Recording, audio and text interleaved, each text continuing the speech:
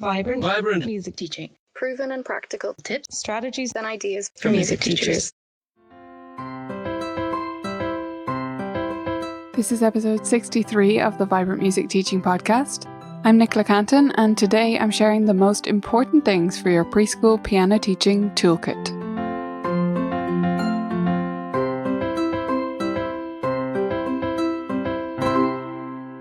Welcome back, beautiful teachers. Today's episode is a little bit longer than usual. Well, quite a lot longer than usual, because it's a talk I'm sharing with you that I prepared for NCKP, the National Conference on Keyboard Pedagogy, which is held every 2 years outside Chicago in Illinois. So I attended the conference in July 2019 and gave a presentation there about the 5 foundations of preschool piano teaching, successful preschool piano teaching. And I wanted to share the talk with you here. Now, I'll make a couple of references to things that are on screen. So if you're a member of Vibrant Music Teaching, you can get the talk with the slides on screen that you can see to further enhance it.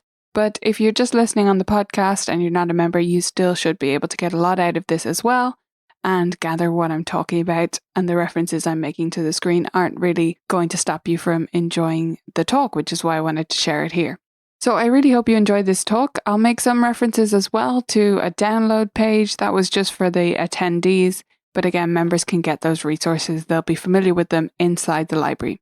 I hope you enjoy the talk and let me know if you've any questions in the Facebook group after you've listened. Welcome everybody. I'm so glad that you could join me today. If we haven't met yet, my name is Nicola Canton. I am from Dublin in Ireland, so if I say something today that you don't understand in my accent or use a phrase that doesn't make any sense to you accidentally, then please let me know, put up your hand and say, what was that you said?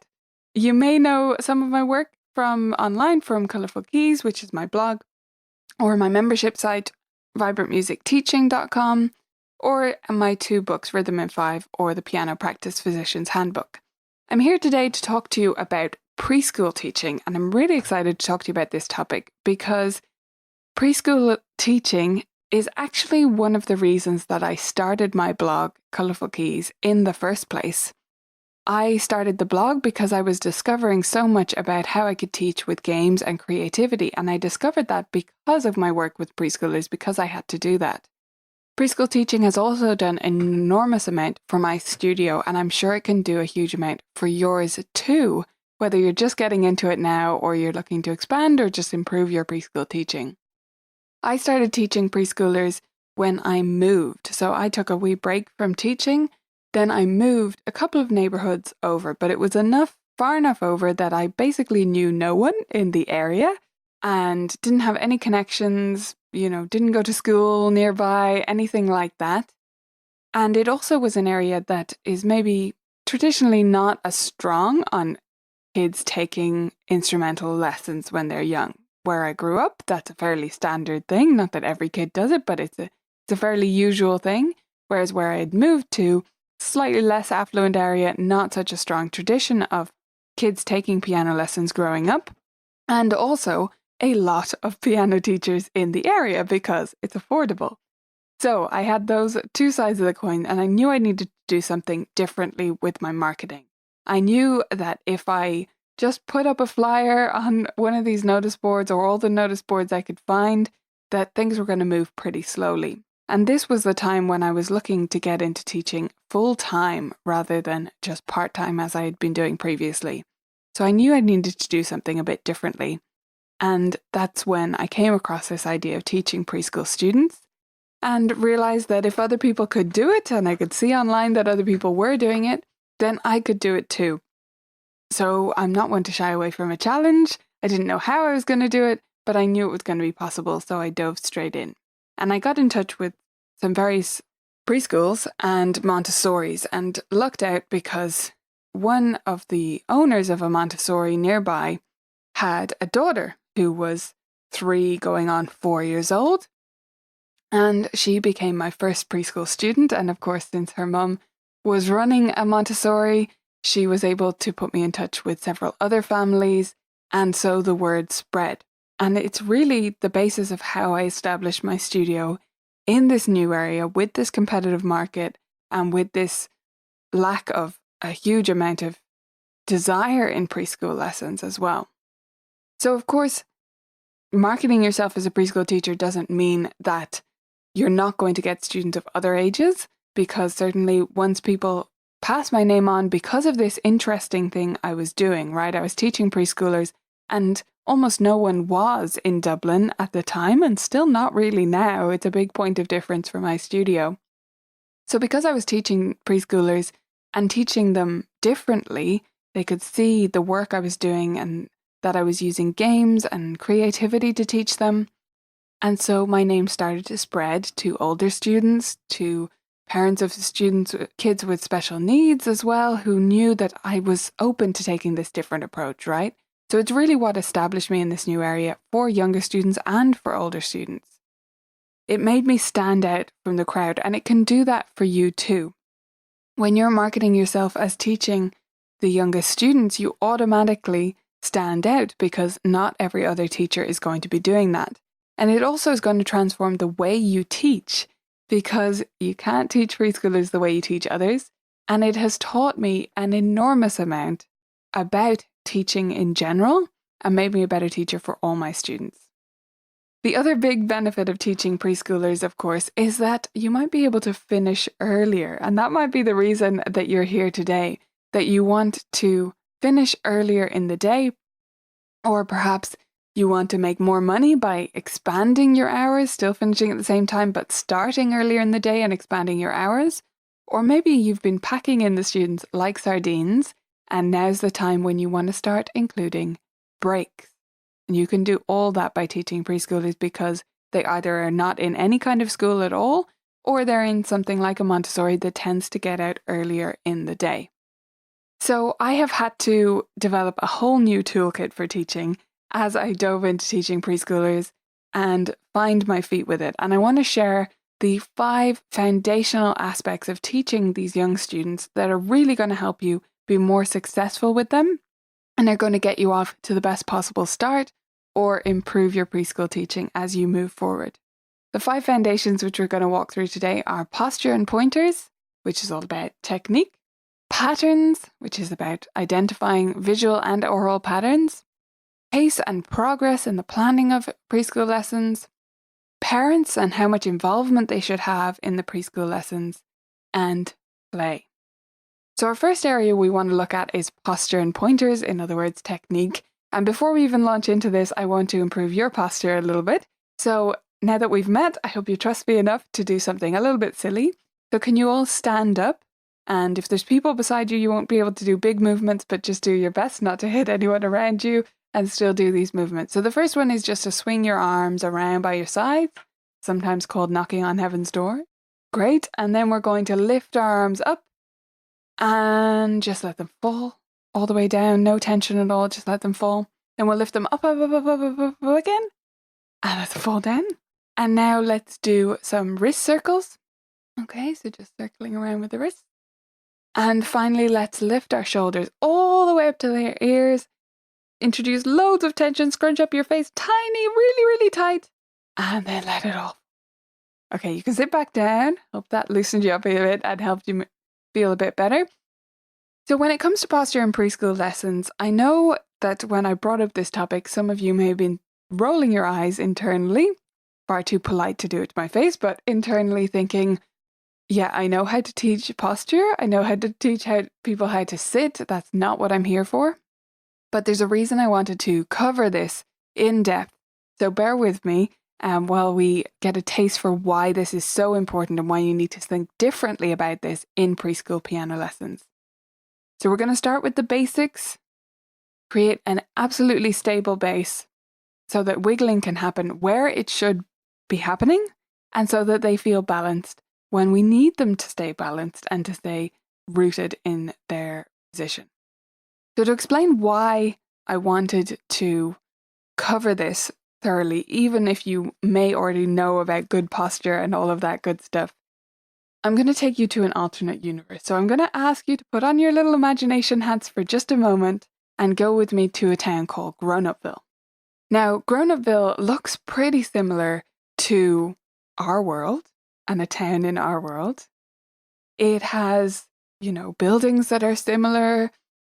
And there's people that look like humans, but they're really quite tall. They're about 9 feet. So 9 foot tall, taller than any basketball player that you've ever met. And they also speak a language that is almost English. And we recognize a lot of the words, but they have a few thousand extra words in their language. So you can think about it like you're trying to read a Jane Austen novel, but about 3 times fancier sounding than that. Okay, so you can understand them most of the time, but sometimes they include so many unfamiliar words that it just goes way over your head. And in Grown-Upville, we're staying with the host, and the host tells us that the tufprani is the absolute favourite instrument of Grown-Upville, and that we have to learn it. We're going to take some lessons. They've bought us some lessons, get us going. We think, great, okay. Now, the tufprani looks pretty much like a piano, except for some key differences. So it's about 8 foot wide. The height to the keys is about 4 feet. And the key width is about 1.5 inches. And by the way, to those of you from the side of the Atlantic that I'm from, talking in imperial measurements today for ease for all of you US guys. But if you're not from over here, then that 1.5 inches, that's about 4 centimeters. So it's pretty wide, okay? If you can't picture that, just to help you frame how big this instrument is, there are the measurements on the actual tufprani. And this is a grand tufprani. And to give you a better idea, a better sense of how we would fit into this picture, there we are about there, okay? So if we sit up at the tufprani, we're going to feel a little bit uncomfortable. First of all, when we're standing, we can just about reach the keys, right? And we can't really see the whole thing at the same time because we're it's almost at head height there. And when we sit up at it, if we sit on that bench there, our legs are going to be dangling. And if you close your eyes for a minute and just imagine, it's 8 feet wide. And your arm width is going to be about between 5 and 6 feet, right? Same as your height. So you can't quite reach from one side to the other. You're going to have to stretch over to one side and stretch over to the other side. So open your eyes again. How did that feel? Pretty uncomfortable? A little bit uneasy? So that is how a preschooler is going to feel if you just sit them up at the piano without considering their different size, right? They're just very small little humans. So we need to introduce these essentials for stability. Ideally, you'll have an adjustable bench, and it really needs to go very high. So you know the guideline of having your arms parallel to the floor. That's a great one to go by. So when they have their hands on the keys, their arms should be parallel to the floor. And on a lot of adjustable benches, this is actually the maximum setting. If you have a 3 or 4-year-old, it's going to be up at its very higher than you expect it to need to be if you're getting into this for the first time. And you really need to take your time to set that up in the beginning because you won't be able to accurately judge straight away and you'll need to do some adjusting and then you'll get used to it. If you don't have an adjustable bench, of course you can put things on it to make it taller. But just consider the stability of those things because you want to make sure that the preschooler, the student, is actually stable while being up high enough. So cushions aren't going to be a good idea. Even books, if they're wobbling slightly, just picture yourself at the tufprani and how uncomfortable you would be if, while you can't reach from one side to the other and you're going to be asked to, you also are on kind of a teeter-tottering object. It's not going to be comfortable at all. So that's the adjustable bench. Then you also need either a pedal extender or a footstool. Now, pedal extenders are pricey, but if you're going to get into teaching preschoolers in a big way, if it's going to become a big part of your studio, I highly recommend considering it. The reason for that is you may have 7 or 8-year-old students and you may get by with just having them occasionally stand to reach the pedals or just waiting until they're tall enough. But with a preschooler, first of all, if they stand and reach the pedal, they're barely going to be able to reach the keys anymore because they have to reach under the piano and then out again. So it doesn't work in the same way. Their legs are just not long enough for that to reach underneath, and still their torso is then at such an angle that they can't reach the keys properly. So that's out as an option. The other consideration is that a 7-year-old who starts with you can't reach the pedal until they're maybe 9, let's say. Okay, so maybe you wait until they're 9. They're 2 years into lessons by that stage. It's maybe not ideal, but it's not terrible, right? They've only spent 2 years working without the pedal or while standing and playing the pedal.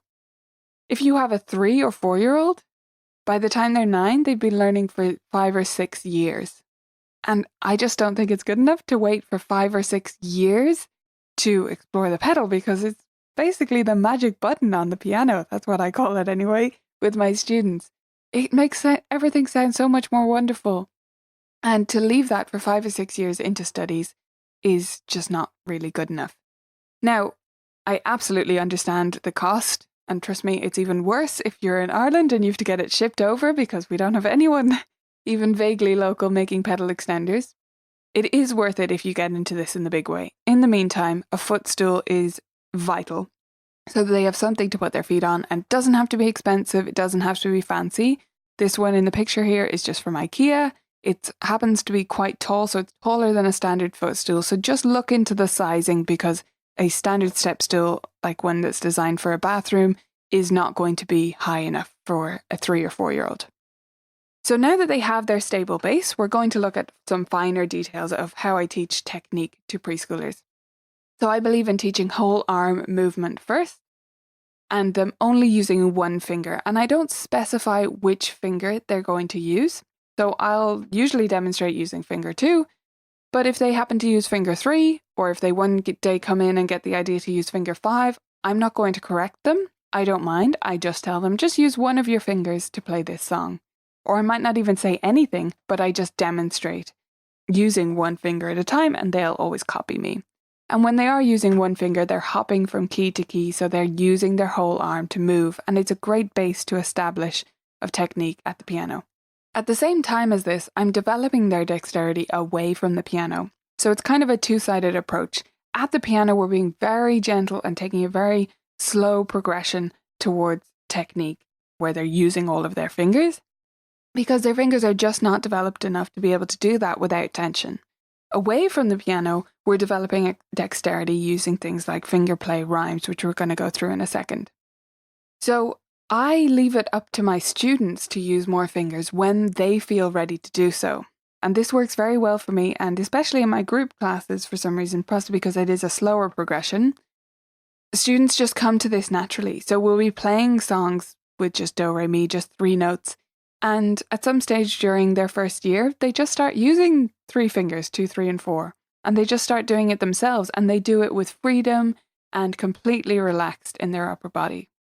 So to understand why I avoid this 5-finger position so vehemently and for quite a while, I want to take you back to Grown-Upville for a second, and you should have a card that was under your seat there.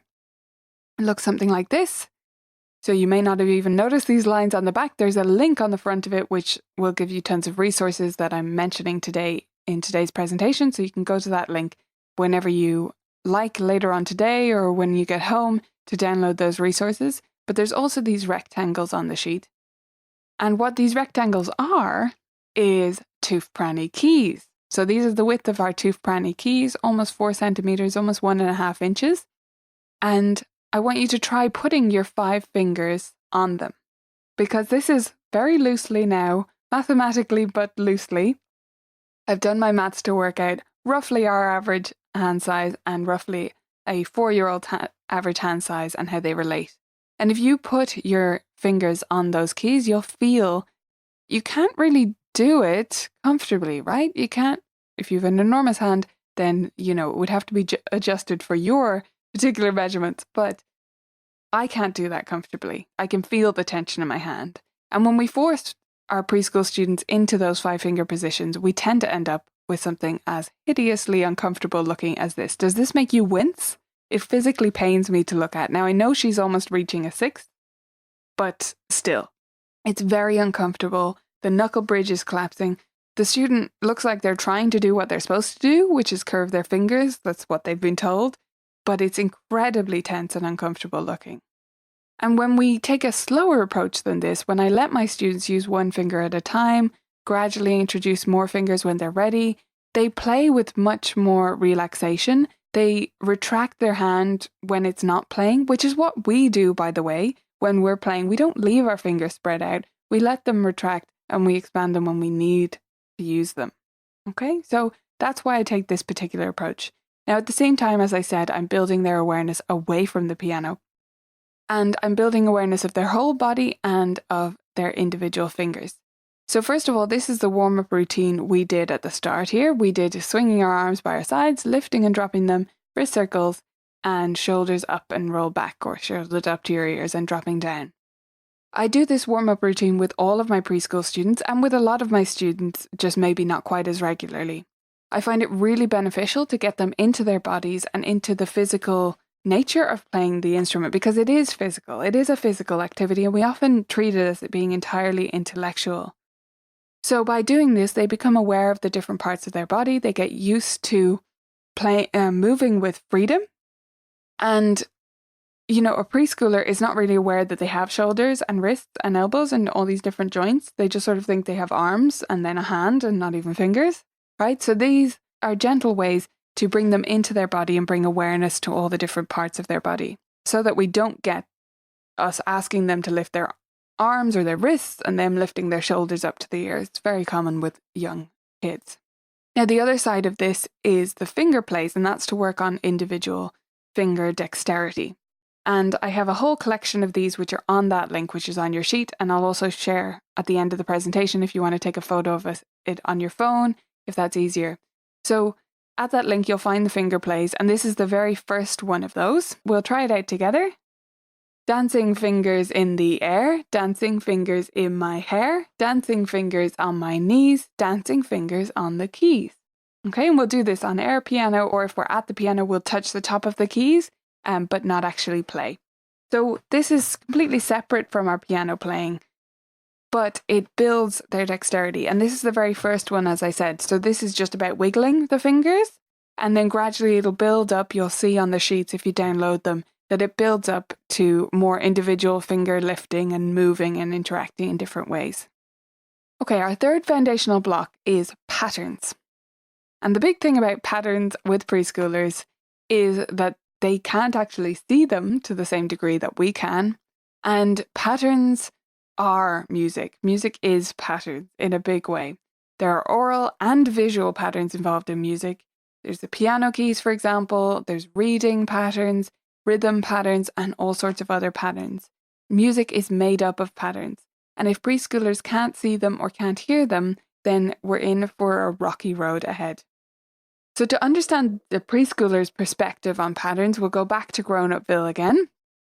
And we're going to look at the Tufbrani keys. And this is going to be your first note on the Tufbrani. I'm going to show you in just a moment. But first of all, let's look at them. What do we notice? We don't have our normal black key pattern. It's just all black keys all the way across. No groups of 2s and 3s. And that makes it very difficult to find our way around. And if you're thinking, yeah, but the piano doesn't look like that, it has this really easy to read pattern. Well, for a preschooler, from my experience working with them and talking to them and interacting with them, a lot of the time when they first sit down at that piano, they are seeing this. They cannot see that pattern. And for all intents and purposes, it looks like our beautiful Tufbrani here. So I'm going to show you the first note on your Tufbrani. It's called middle gamma. There it is there. Hopefully you can see that. Okay, and now let's look at this beautiful drawing by Escher. Does anyone know Escher? Any Escher fans here?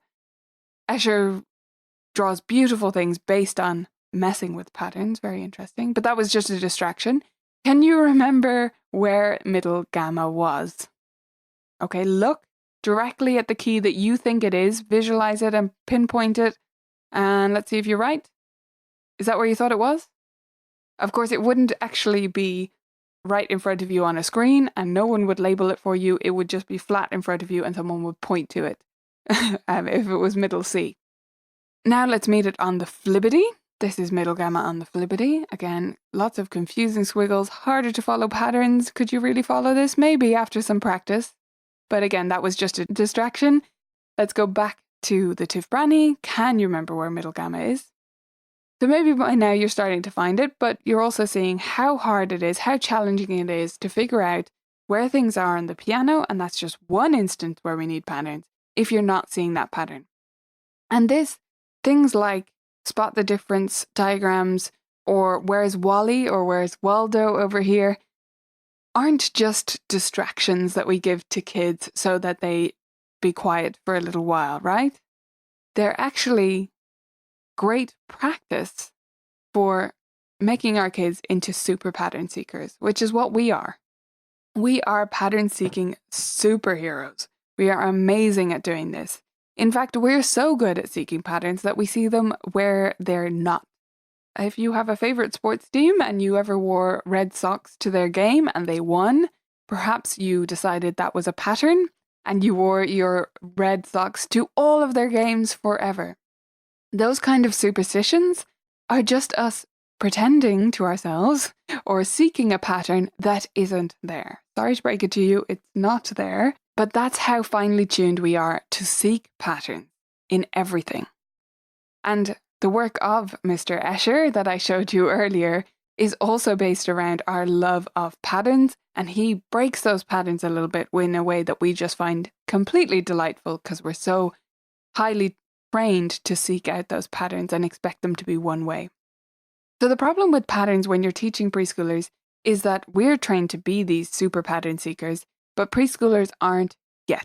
They're going to do some work, they're going to put in the effort, and they're going to become just like us, but they're not there yet. And everything in music depends on these patterns. So we need to provide hooks and manipulatives to help them seek out those patterns when they're not seeing them or not hearing them. A good example of a hook is something called the memory palace. So if you haven't heard of the memory palace, this is a memorization technique that is often used by people who participate in memory competitions, right? So in some memory competitions, one of the typical things that they have to do is to memorize a deck of cards in the exact order that they're in. And they're given a certain amount of time to do this. And one of the ways that they memorize it is they use a building that they're very familiar with. So for me, it would be my childhood home where I grew up, my parents' house. And what they do is walk in the door, imagine walking in the door of this well-known building and place the things they need to remember along their journey. So for example, I would walk in the door of my parents' house, and on the dresser in the front of the front door, I might see the Queen of Hearts and she's blowing me a kiss from the dresser, right? If she's the first card in my pack. And then maybe the next one is the Jack of Spades. So I see the Jack sliding down the staircase, down the banisters, and almost smacking me in the face with his spade by mistake when he gets to the bottom. So the memory palace is just a way of us hooking new information and patterns into things that we already know. And a great way I do this in preschool lessons is my dogs and frogs. And again, this is on the download page for you if you want to use these. So these are just little cards that I put on the keys. And the dog exactly fits the 2 and the frog exactly fits the 3. So these are both a hook and a manipulative. So they're a hook because if there's one thing preschoolers know, it is animals. Animals in the rainbow, those are their specialist topics, right? So they already know dogs and frogs, and I'm giving them a new association for those things so that they can label these groups in a way that they understand. And they can also move these cards around and see how there's a gap because the frog doesn't actually fit correctly in certain places on the piano. We also developed this kind of in a reverse way using keyboard builder cards, and these are cards with the groups of 3 black keys, and they have to build the pattern on the floor and build their own keyboard. And then later on we'll do something like the piano builder where they have to build it from scratch, putting the black keys onto the white keys. Okay, so we've built a pretty good foundation so far. Now we need to talk about the pace and progress of our preschool lessons, because it's really quite different to teaching older students. It has to be developmentally appropriate because time feels different to our preschool students. If you've ever lived abroad or even maybe been on a long holiday, you will have experienced this phenomenon. When a lot of stuff is new to you, it actually feels like time is moving simultaneously more slowly and more quickly, right? If you live abroad for a year, you will experience this. It feels very strange. And that's kind of what's happening for preschoolers because everything in their environment or more of their environment is new, just like you when you're living in a new city. So time feels and moves differently for them. Activities are also less predictable because they don't have these categories that we have. Again, another pattern. We have these built up categories of this is the kind of thing we do when we go here. These are the kinds of objects I find when I go there. Preschoolers do not have that. You also need to consider movement much more thoroughly when it comes to preschool lessons. And you've probably already come across this idea if you've done some looking into teaching preschoolers, even if you haven't started teaching them yet. We talk about the wiggles, right? And that happens because preschoolers need to change between sedentary and movement-based activities much more often. And we also need to be more careful about mixing the difficulty levels because a lot of things are very challenging for our preschool students. And so we need to be very conscious of whether we're doing two difficult things, two challenging things in a row, or two new things in a row. It's better to do something new and challenging and then something comfortable and familiar. So let's go back to Grown Up Bill for another quick sec and talk about this idea of pacing. For a preschooler, this is the equivalent in a Tooth Pranny lesson. So if we go back to our Tooth Pranny lesson, let's imagine that each of the individual activities that you have to do with your Tooth Pranny teacher, some of them last 55 minutes and some of them last 2 minutes. And when she starts an activity, she doesn't tell you which one it's going to be. So going in, you never have any idea whether it's going to be 55 or 2. Wouldn't you have trouble focusing on the activity? Wouldn't you find it difficult to track where you are and to feel comfortable and to focus? Because you never have any idea how long it's going to take before she moves on to the next thing, or how long you have to digest this information. So it's much more difficult to do so. Or let's say that in your Tooth Pranny lesson, you sometimes do some knitting, and sometimes you go skydiving, and other times you wash hedgehogs. Okay, I know what you're thinking. That's crazy. There's no way I would ever wash hedgehogs in a piano lesson. No, you wouldn't. But think about this. Preschoolers don't have the category of music or of lessons yet. They haven't developed those categories. So to them, the fact that you sometimes get up and march around the room, you sometimes listen to music and pat your legs, you sometimes build things using blocks, you're sometimes sitting at the piano and playing, you're sometimes singing, that's not all one understandable category to them. Just like these three things don't fit together for us. So we need to make our preschool lessons even more predictable and establish a much stronger routine than we do with older students. So think boring. Take it to the stage of it actually being boring for an older student or for you. Create a routine and tell them the routine. Make sure you actually communicate it with them. Repeat the activities often. Individual activities can be repeated throughout a lesson, just not in a row. The preschoolers won't stand for repeating something again and again in a row. Neither will many of us, right?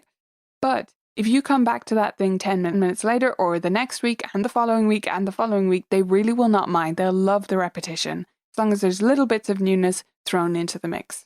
And as well as telling them the routine, you should also use a visual aid to help them keep track of the routine throughout the lesson. So I use these visual lesson plan cards that I made. These are also available on that page. In each card, there's the word for my older students, but there's also a symbol to represent the activity. And I'll do the same routine with the same student each week, if they're a preschooler, and they'll be able to follow that. So we can point to them and talk about it at the start of the lesson. We're going to do this, and then this, and then this. And I'll do that when it's a new routine for several weeks, we'll do that. And then anytime that they ask a question about what's coming up or when we're going to get to play a game or when we're going to get to improvise or whatever their favorite part is, we can point together and say, okay, what are we doing now? We're doing technique. So that's the hand shape. Then we've got this, then we've got that. And they feel so much more at ease. They love being able to look at it and in a group class, answer each other's questions about what's coming up and where we are and what we're doing next and preempt me, So I'll say, and now we're going to do, and they'll say, it's game time. And they love being able to track their progress through the lesson in that way. And you'll get far less questions about when it's going to be home time or when their mum is going to come back. Now, the other side of pacing is progress. And progress is the bigger picture idea, right? So we've talked so far about pacing individual lessons, but what about pacing in general, or their progress over several months or over several years? How can we measure that? This is one of the biggest frustrations that I see teachers having when they get into teaching preschoolers. And it's because they just have a different idea about what a lesson should look like and what progress should look like. So I want to encourage you to think about their lessons as music rather than piano. And this is actually true for all our students if we really think about it. Because it's not like, well, at least in Ireland, and I believe also in the US, it's not like they're receiving this full comprehensive music training in school, right? If we're lucky, they're getting one class a week. So if that's the case, we have to teach all of music, and we're teaching it, yes, primarily through the medium of the piano, but that's not all we're teaching. We have so much more to teach than that. And music is not just about reading. So when we think about progress, especially in preschool lessons, we can't just be thinking about their progress with reading music. There is no such thing as going too slowly, as long as you're moving. And we need to focus more on the experience of each lesson and our students loving music. And we know all these things, but we need to come back to them again and again. So to illustrate this, I want you to meet one of my students. This is Freddie. Freddie started with me as a preschooler, and he had a lot of trouble initially with visual patterns in particular. So it took him a long time to learn the piano keys, and certainly to be able to read on the staff. But in particular, the piano keys were challenging for him, and we had to do a lot of work to build up to that. A lot of games, patterning activities, worksheets, everything. But because I had been teaching preschoolers for several years by the time I met Freddie, I was able to balance that, do it in little increments and not be stressed out by it, because I could develop all these other skills at the same time and really use that time to my advantage. So in Freddie's first year, he developed the most rock-solid sense of rhythm. He could form any rhythm pattern you gave him reliably and confidently. He could find the beat in music and also use Italian terms to describe the tempo and the dynamics. And he could improvise beautifully. He could make the most beautiful music with me accompanying him on the black keys or the white keys, something simple, but he would make lovely melodies, land on the tonic at the end, and just make gorgeous music. So, most importantly with Freddie, he was also delighted with himself. I never let on that it was frustrating that he wasn't getting the piano keys, because I didn't feel frustrated, because I had those several years of experience under my belt and I knew that it would come with time. So Freddie left every lesson delighted with himself, proud of himself, and with a huge smile on his face, which of course is delightful for me. So sometimes with a student like Freddie, or with a student who's struggling in any area, we just need to check our own expectations. We need to think about, anytime we're getting frustrated, we need to think about what am I expecting here? What am I getting frustrated by? And we need to ask ourselves these questions. We need to ask, does the student enjoy their lessons? And as I mentioned with Freddie, yes, absolutely. He loved every lesson. He left it delighted with himself, and he smiled his way through the entire lesson. So he loved music. He loved taking his lessons. And was he making progress? Yes, Freddie was making progress in tons of areas, just not with finding piano keys and naming them, and with reading, because he hadn't learnt the letters yet. The pattern was difficult for him to decipher, and it was just challenging. But that's one area. So sometimes when it comes to progress in preschool lessons, we need to step back and ask ourselves those questions, and just, if they are making progress and they are enjoying music and enjoying their lessons, we need to have a conversation with ourselves more than anything else. So that's what I want to encourage you to think about. Because with preschoolers, we have the luxury of time. And I come back to this idea again and again because it's one of my favorite things about starting students so young. It's one of the things I love about it.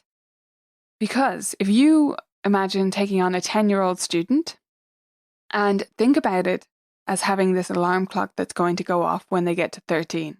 Because by age 13, they need to be able to play something, for most kids, right? They need to be able to play something that sounds cool to their other teenage friends, or they are going to quit. That is probably the reality. So if they start with you at age 10 or 11, you have 2 or 3 years in order to get them up to a standard where they sound awesome enough to impress their friends. That's tough. And you're going to skip over some things. You're going to rush through some technique and tell yourself you're going to come back to it later. You're not going to cover every single scale under the book. And there's nothing wrong with that. That's fine. If a student gets to piano at age 10 and they start then, that's fine.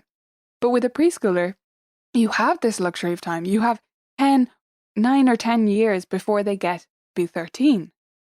And you can use that time to have a lot of fun, build an amazing appreciation for music in all different styles and genres. You can build up amazing foundational rhythm skills and all the terms you need. You have so much more time to play with. So don't stress the small stuff. Okay, parents. This one comes with a smile on my face because I could give you a whole presentation about involving parents, but we're just going to talk about it in the context of preschool lessons. And our big question is, how involved should the parents be in the lessons, right? And I cannot answer this question for you. It is impossible for me to do so, but I can ask you several other questions in order to help you answer it for yourself. So how much practice do you expect? How much practice are you going to expect from your preschoolers? Is it going to be 30 minutes a day, 5 days a week? Less? More? You need to make that decision for yourself. How much progress are they going to expect? So you'll know this better than me because it's based on where you live and the culture in your area and their motivation for taking lessons. What are your goals for your students? What do you want them to get out of it? And why are they taking lessons in the first place? Only you can answer those questions, but that's where you need to start when you're going to decide what the practice expectation is going to be and how involved the parents need to be in your studio. Because the speed of progress, how fast they go, and is directly related to how much practice they do. And in the case of preschool students, how much practice they do and how effective that practice is directly related to parent support. Because a 4-year-old cannot remember to brush their own teeth, they can't tie their own shoelaces yet, they certainly cannot conduct an efficient practice session entirely by themselves without prompting and reminding and help from a parent. So it's not about demanding parents are involved. It's about deciding where your line is and making your expectations extremely clear. Make it clear to yourself, answer those questions for yourself, be honest with yourself about it, and then you can make those expectations clear to parents. How much practice are you going to expect? Will the parents sit in on lessons if they're going to be very involved at home? They may need to do that. And you may need to do that if your parents, you may need to have a policy of allowing that at least if the parents do not have a musical background, because otherwise you're excluding families who don't have that musical training, who aren't going to be able to help at home otherwise. What exactly should they do at home? How are you going to communicate exactly what they need to practice and how they need to practice it? And if possible, give them a choice. The choice I give in my studio is between group class and buddy lessons, which are solo and combined partner time. So in my studio, my group class has no practice expectation. It's a lovely weekly class where we get together, we have a lovely time. They learn things about music and the piano in a general way. We don't do any reading and there's no practice. They don't even need to have a piano at home. Versus my solo or buddy lessons where they do need to have a piano at home. The parent has to be involved and they have to practice 5 days a week. Have to is strong. I don't enforce this in any way, but I make it very clear when they start and I have an interview with them, which I highly recommend for all teachers, but especially those taking on young students, that you have an interview with them. And a lot of teachers will think that that interview or that first meeting is to decide if the child is ready. Because if they ask this question, if teachers ask this question, if parents ask this question, the place it's coming from, in my opinion, is the child ready for traditional lessons where they mostly sit at the piano? And if that is the case, I'm afraid they are probably not ready, because that's not the right way to teach most preschoolers. Okay? So I think that's the wrong question. And I think the right question is the parent ready? If you're going to have lessons in some kind of a traditional format with a practice expectation, is the parent ready to participate at home and become a coach at home? Because if they're not, you need to give them another option. And the option can be just, listen, there's a general music class down the street. you would be better off in that if you're not going to put in this practice time. And I totally understand, and that'll also be a great foundation for your child, and they can come back when they're 7 or 8 and can be more independent with their practice. A little bit more independent, right? So our final building block then, establishing an amazing foundation so far, and to cap it all off, we need some wonderful playfulness. So I want to make a case for some serious silliness, and the longer I've taught, the sillier I have gotten. So when I first started teaching, I was quite proper, and I would have been very self-conscious with some of the things that I do now, but I've gotten sillier and sillier, and my students have benefited from it. It's been wonderful for their progress and for how much we enjoy the lessons. We need to get playful with all our students, and the younger they are, the more important this is, because this is how children learn. Have you ever seen a child playing, when they've nothing else to do and they're left to play, left to their own devices? They will pick up objects in the room and try to fit them together. They will try to make things work. They'll make things talk to each other as if they're adults having a conversation. All of these things are play, and it's how they understand the world, right? They're designed to play because it's beneficial and it helps them to learn about the world. It also leads to better retention. So yes, taking playful strategies to teaching and to learning takes longer. All of the things I'm about to show you take longer than just telling someone or giving them a simple explanation. But it also leads to better retention of these concepts. So you're going to take longer to do it once, but you're going to repeat it less times.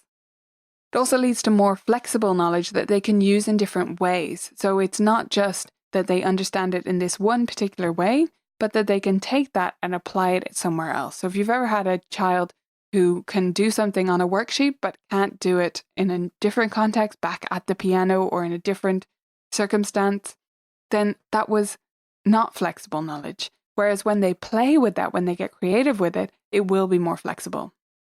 And it's also more fun for them, and it's more fun for you, and that's what I'm all about, because I think teachers should be smiling all day and getting to giggle during their teaching time. Now, I know that playfulness doesn't come naturally to everyone, and as I said, when I was younger, it didn't come as naturally to me as it does now. I've gotten sillier with time. But being playful is much like being creative. And by that I mean, it's not that some people have it and some people don't. It's a skill, you can practice it, you can learn how to do it. So I'll give you a few tools now that can be your go-to strategies for making something playful whenever it is getting to use, teacher giving a lecture or you say something and they have to remember it. These are the strategies you can use to make it more playful. The first one is to simply tell a story. And for this, I want you to meet my student Daniel. Now, Daniel is the older brother of Freddie, who you met earlier. And since he's the older brother, and I started with him as a preschooler, it's only logical that I started with him a few years before. And this was a few years less experience with preschool students, right? So I knew less about what I was doing. And Daniel started with me, and I immediately discovered very, very bright kid. No problem with patterns, which is what Freddie had in the beginning. Certainly not. But obedient, very well behaved, would do what I asked, but clearly did not like me, and therefore had the opinion that he didn't like the piano. So this was a problem. But then one day, Daniel came into the lessons I slightly dreaded because he did not like me, but he came in and he had a little toy dinosaur in his hand. And I said, "Oh, that's cool. What type of dinosaur is that? Do you know? Is it a..." And I had a guess. I don't know what I said, Stegosaurus. And he said, "No, actually it's such and such." And he proceeded to tell me all about the such and such dinosaur, a name I had never heard of before in my life. And a light bulb went off in my head and I thought, this is it. This is my way in with this kid. So I let him put his toy up on the piano, which I don't think he was expecting at all.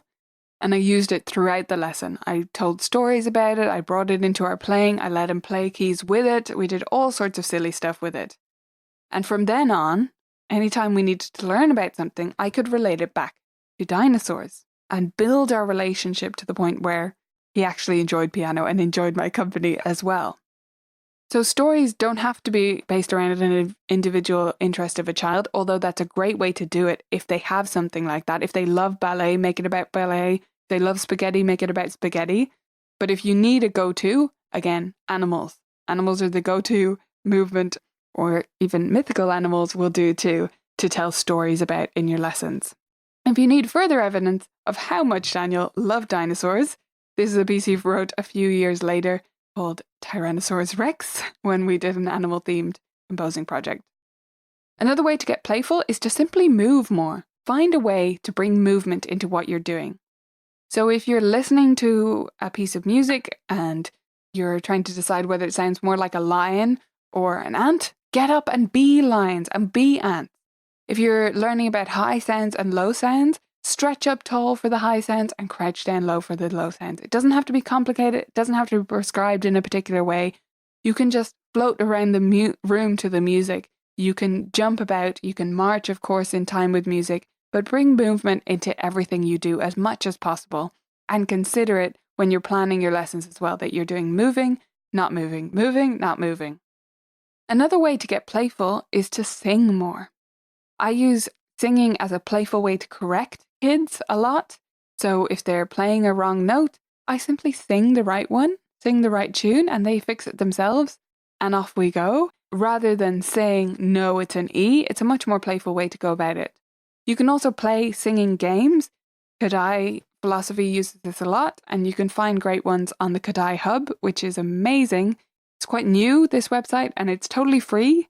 You just become a member, but it's in a free account, and you sign in and you have access to their huge catalogue of singing games and songs, folk songs, based on the Kadai philosophies. You can also use singing, of course, to teach people terms and things they need to remember. Great examples of this are the alphabet song, or if you've ever heard the element song that people use to memorize the periodic table of the elements, or a friend of mine in our teenage years remembered pi up to a crazy amount of digits because he had a song for it, right? So songs are great tricks for making things playful, making things fun that might not otherwise be.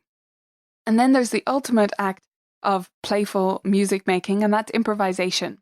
Now, if you've ever tried improvising with a preschool student and they've just bashed away at the keys, for example, if you said, okay, play anything you want on the black keys, and you proceed to play some beautiful little chord progression and they just smash the black keys, please have heart and please don't give up, because honestly, a lot of preschoolers do this. They either do that or they play almost no sound at all. And whichever way they go, that is their way of learning, getting used to the touch of the piano and learning about where the boundaries are and what's going to be right and wrong in your eyes. And you need to gently guide them to using just one finger if they're bashing it with their palm over several lessons, but you don't need to correct them about it. And please, please do not give up on them. Don't think that just because they did that they're not musical in that way, that improvisation is not their thing. Absolutely keep going. And whether it takes months or a year for them to produce something that sounds like a melody, it's still worthwhile. They're still getting used to the touch of the piano. At the very least, they're developing their technique and how they move. Do improvisation in every lesson if at all possible, and keep the music playful and imaginative, not just prescribed. And then, of course, you can play actual games, and I have tons of those on my site. It's something I'm known for. I do lots of that. But that's not what playfulness is to me. The games are one part of it, but they're just one part of the lesson. They're a great way to work on theory in a way that is fun for everyone and helps students retain concepts better. But every part of the lesson is playful, and I bring play into everything we do as much as possible. So to illustrate some of these playful points, we're just going to do a quick final exercise with the Tufprani. So this is a Tufprani poem. First of all, we'll just say it together, just chant it, try to say roughly in time with each other.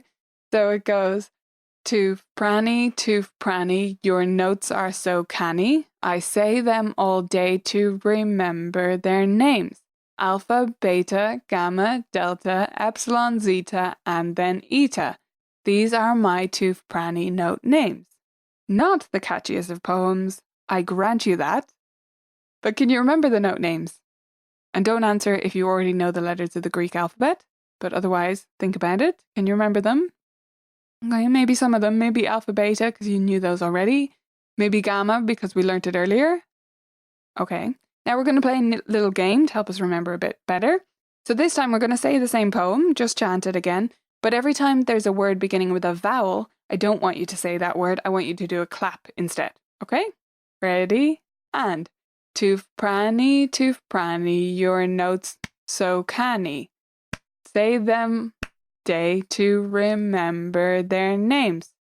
Beta, gamma, delta, zeta, then these my tooth pranny note names. Okay, can you remember them any better? Did focusing on that detail, did making it more difficult help you remember them a bit better? Awesome. One more trick to try, and that's our singing playfulness technique. This is the Tooth Pranny poem again. I've set it to a possibly familiar melody. I promise I didn't choose this out of bias, but more out of the rhythm that I needed. So we'll sing it together. Ready, and tooth pranny, your notes are so canny. I say them all day to remember their names. Alpha, beta, and gamma, delta, epsilon, zeta, and then eta. These are my tooth pranny note names. Okay, any better? Do you think if you sung that song a few times, it would be the easiest way to remember it? I do. If I just sang that part of the song with the letters, that's how I would remember them. So I want to encourage you to make playing into your job. See it as your primary role in teaching preschool students. Tell stories to them. Jump, dance, march, move at any opportunity. Sing and play with your voices. Make animal sounds, make siren sounds together. And improvise and create your own music. So the 5 foundations we've covered today, we've covered a lot of ground. We talked about posture and pointers and how to teach technique to preschoolers. We talked about patterns and helping our students to become super pattern seekers just like us, using hooks and manipulatives. We talked about pacing and progress in our lessons and how sometimes we need to step back and just think about it and think about whether our student is progressing or whether we're just stressing over nothing. We need to carefully consider how big a role we want parents to play and what the practice expectation is going to be. And then we need to try and add play into every aspect of what we do to make the lessons engaging, fun, and memorable for our students. I hope you enjoyed this podcast today. I wanted to let you know that I have a special challenge coming up to celebrate Vibrant Music Teaching's 2nd birthday in a few weeks. And if you want to sign up for that challenge, totally free for everyone, it's at vibrantmusicteaching.com/birthday. There'll be daily prizes as well as informational talks and presentations each day to help you make your teaching more creative. vibrantmusicteaching.com/birthday.